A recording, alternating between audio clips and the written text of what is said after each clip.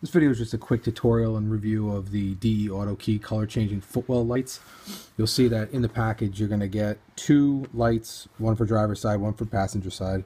You'll see that they're a lot different than the typical LED boards or halogen bulbs that go in place. But I'm going to show you in this video how to install them without breaking them.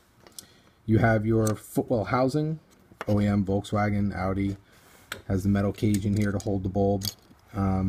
Typically these come with a metal heat shield that runs over the top and down the side. You do not need the shield. The shield is there in order to trap all the light from the halogen bulb and make sure that it's reflected on the inside and only out the bottom of the bulb. But being that this board only points straight down, no light is going to be refracted up or to the sides, so you really don't need the top here for anything. So in order to get the bulb to fit, you got to take that off.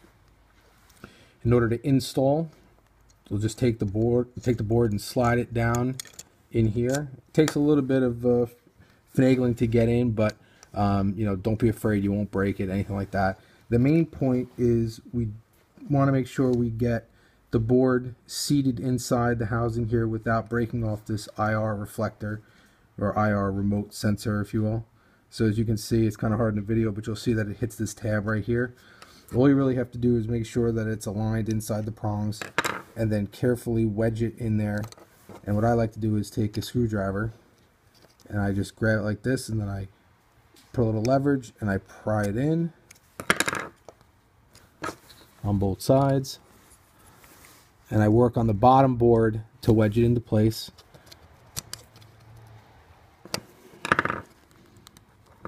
And eventually it just slides its way in there.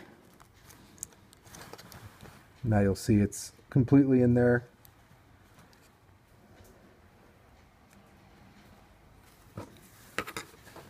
Slide it back a little bit, and then it clicks into place.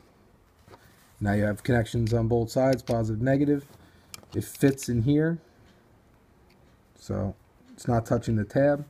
And then from here you can reconnect the OEM connector in the back of the housing, pop it right back into where it sits in the Footwell light housing, and then you can use your remote.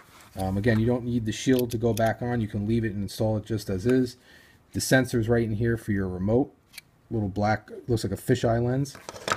These will turn the lights on or off. If you leave them on by the remote, every time you start the car, the Footwell lights will be on. If your MFD has the selection to leave the lights on all around, so you can either turn it on and off by the controls in the car, or you can use the remote to turn it on and off.